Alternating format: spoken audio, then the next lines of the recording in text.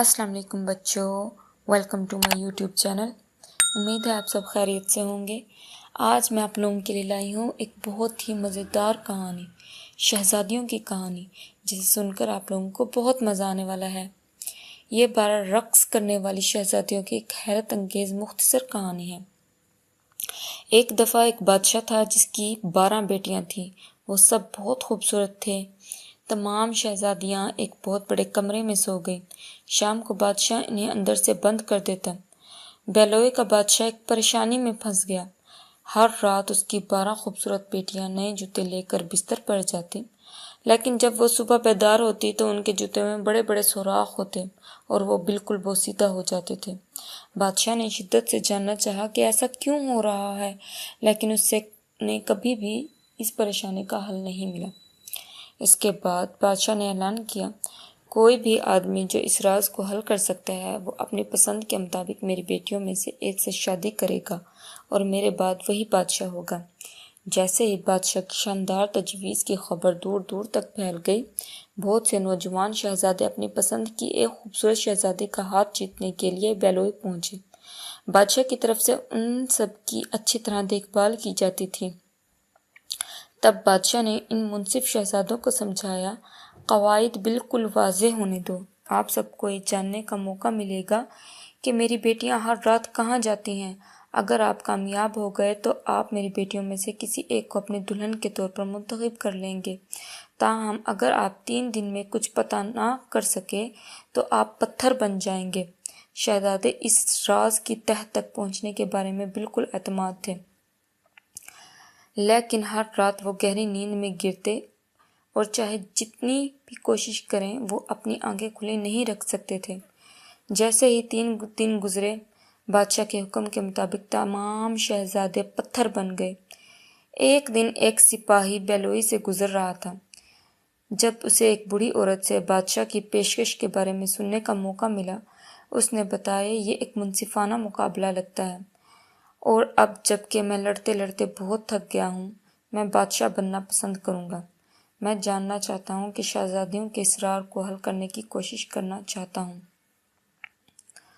بوڑھی عورت نے کندھے اچکائے اور کہا، اب اتنا مشکل نہیں ہونا چاہیے۔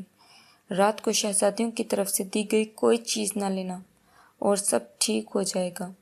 پھر اس نے ایک چادر دی اور آگے کہا، اگر تم اسے پہنو گے تو تم پوشیدہ ہو جاؤ گے، تم چھپ جاؤ گے۔ سپاہی نے بڑھیا کا شکریہ ادا کیا اور محل کی طرف روانہ ہو گیا۔ وہاں رات کے کھانے کے بعد جب وہ شہزادیوں پر نظر رکھنے کے لیے تیار ہو رہا تھا تو سب سے بڑی شہزادی اس کے پاس آئی اور اسے شراب کی پیشکش کی۔ اس سے آپ کو بیدار رہنے میں مدد ملے گی، اس شہزادی نے سپاہی کو کہا۔ سپاہی کو بوڑھی خاتون کی تنبیہ یاد آئی اور اس نے شائستگی سے شراب قبول کر لی، لیکن اس نے اسے پیا نہیں۔ جب وہ نظر نہیں آ رہی تھی تو اس نے اسے پھینک دیا۔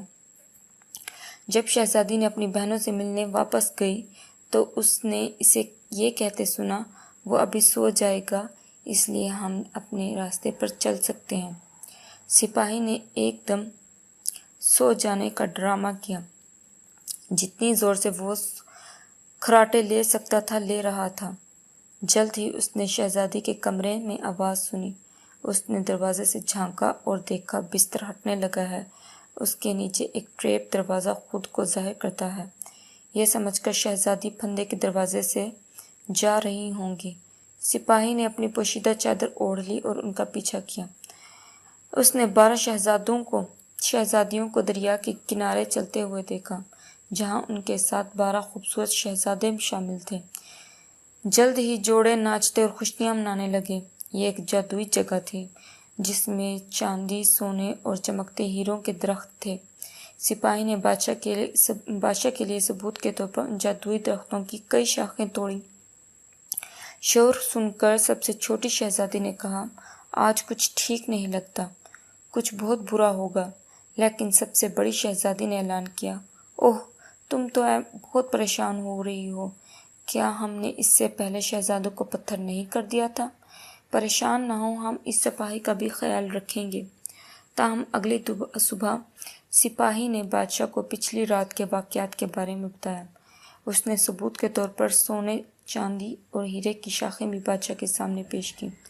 بادشاہ نے سپاہی کی بات مان لی اور اس سے کہا کہ وہ اپنی دلہن کا انتخاب کر لے۔